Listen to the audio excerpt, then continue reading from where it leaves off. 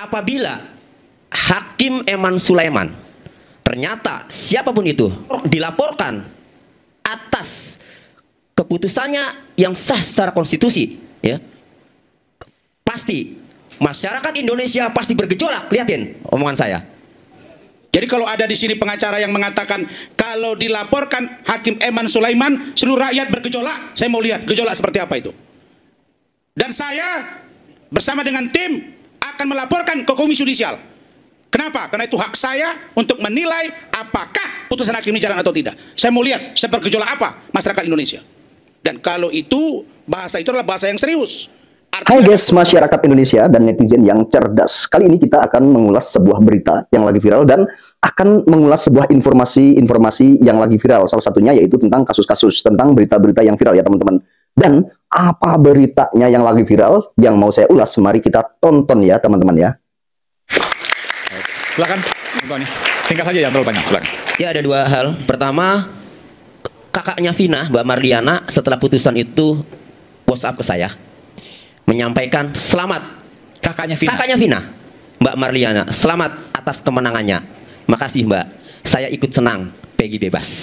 Artinya dia sendiri tidak yakin bahwa Peggy itu pelakunya waktu Betul, itu. itu. Okay. Kedua, apabila Hakim Eman Sulaiman ternyata siapapun itu, kelompok manapun itu, dilaporkan atas keputusannya yang sah secara konstitusi, ya, pasti masyarakat Indonesia pasti bergejolak. Lihatin omongan saya.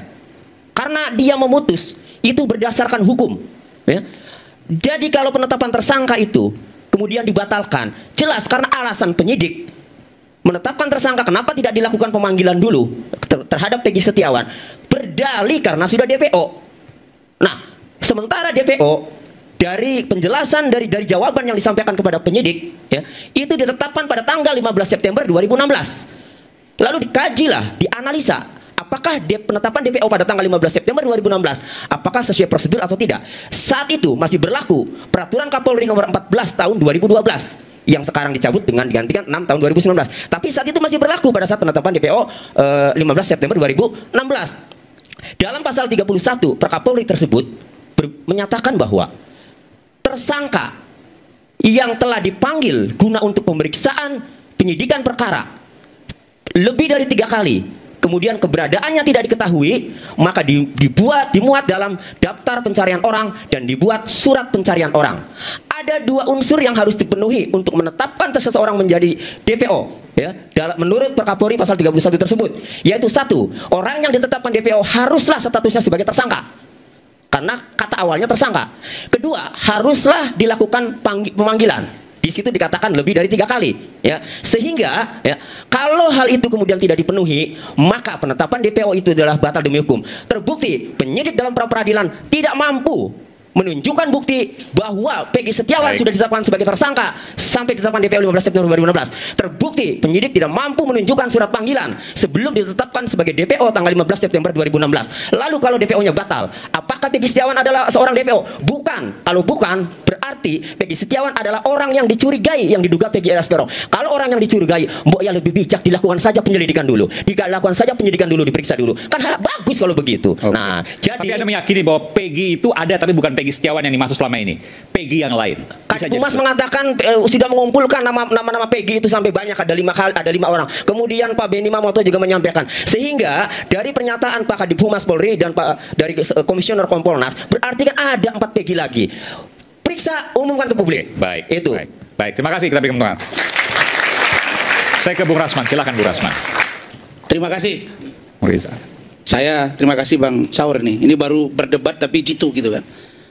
Pertama dan yang terakhir, saya ingin sampaikan kepada seluruh masyarakat Indonesia bahwa hukum dijalankan bukan karena netizen. Hukum dijalankan bukan karena provokasi. Jadi kalau ada di sini pengacara yang mengatakan kalau dilaporkan Hakim Eman Sulaiman seluruh rakyat bergejolak, saya mau lihat gejolak seperti apa itu.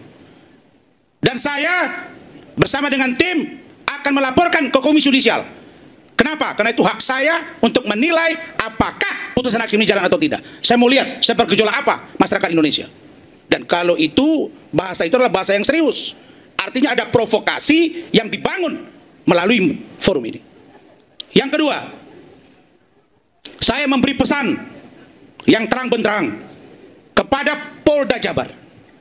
Lakukan upaya untuk membuat surat ke Badan Pengawas Mahkamah Agung tentang putusan hakim terkait dengan DPO. Apakah dipanggil dulu 3 kali, kemudian diperiksa dulu sebagai calon tersangka, sementara dia DPO. Itu poinnya. Agar kita paham bahwa besok-besok kalau orang DPO dipanggil dulu calon tersangka, dan kalau dia lari, baru kita lihat akibat hukumnya seperti apa. Berikutnya, kita minta Polda Jabar juga, dan atau siapapun masyarakat Indonesia, untuk mengajukan judicial review ke Mahkamah Konstitusi tentang putusan ini juga, terkait dengan beberapa hal, termasuk contoh, sekuat apa sih Perpol, sekuat apa sih Perkap, sekuat apa sih Perkaba. Oke, baik. Bukankah kemarin, kalau saya tidak salah, ada statement yang baik sekali dari Pak Benny Mamoto selaku Ketua Harian Kompolnas, Bang. Beliau mengatakan bahwa tidak semua putusan yang harus dilakukan oleh pengambil keputusan. Dalam pikiran saya itu arahnya ke hakim. Bahwa Perpol, Perkap itu adalah sesuai dengan perkembangan. Sesungguhnya tidak boleh disamakan dalam memutus suatu perkara seorang pelaku kejahatan membunuh atau mencuri. Ini pesan yang serius. Karena itu saya minta kita semua penegak hukum dan masyarakat Indonesia untuk secara logika memandang ini. Kenapa? Karena menurut pandangan saya putusan ini tidak menyelesaikan masalah, tapi masih ada yang harus kita selesaikan. Perkara saudara Peggy sudah dibebaskan, itu hak konstitusional dia. Tapi tidak berarti ada proses hukum yang berikutnya. Yang terakhir, saya minta saudara, maaf jangan dibawa jawab ya, atau dia, karena ini closing statement. Saya menasihati Adinda. Adinda itu adik saya. Dulu saya lebih gila dari cara saudara. Tapi kadang-kadang kita yang baru masuk kota ini, kita lupa bahwa kita sudah, kepala kita sudah benturan kemana-mana, sudah berdarah-darah. Kita kira kita masih kuat. Saya ingatkan itu. Ada satu orang yang saudara atau Adinda bicara kemarin di salah satu TV swasta, merendahkan dia. Dan banyak yang protes. Saya ingatkan Adinda, jangan ulangi. Saya pun keras, tapi saya hormat kepada senior saya. Mungkin itu yang bisa saya sampaikan. Kalau saudara mengatakan saudara lebih pintar, silakan. Saya bukan siapa-siapa. Tapi saya dokter, dan saya pertanggungjawabkan keilmuan saya. Baik, terima kasih Bung Rasman Arif Nasution. Percakapan lewat handphone, maka pasti akan ketemu siapa pelakunya. Artinya, ada yang belum tuntas dibuka di pengadilan?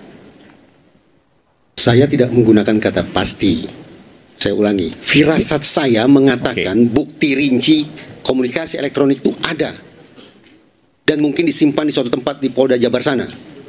Dan perkiraan saya, kalau bukti laporan bukti komunikasi elektronik ini dibuka, tambahan lagi disertai dengan bukti-bukti saintifik lainnya, maka hitung-hitungan di atas kertas menurut saya, simpulan kita tentang kasus Cirebon akan berbalik arah, dan nasib para terpidana pun terbuka kemungkinannya berubah 180 derajat. Bebas merdeka. Sepanjang bukti saintifik, terutama bukti komunikasi elektronik dibuka.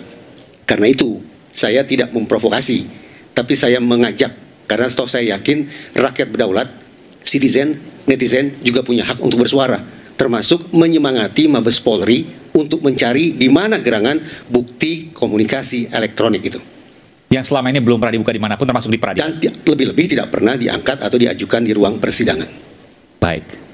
Ini pernyataan yang sangat kuat dari Bung Reza Indragiri, seorang psikolog forensik, dan mudah-mudahan apa yang disampaikan juga kita akan lihat ke depan.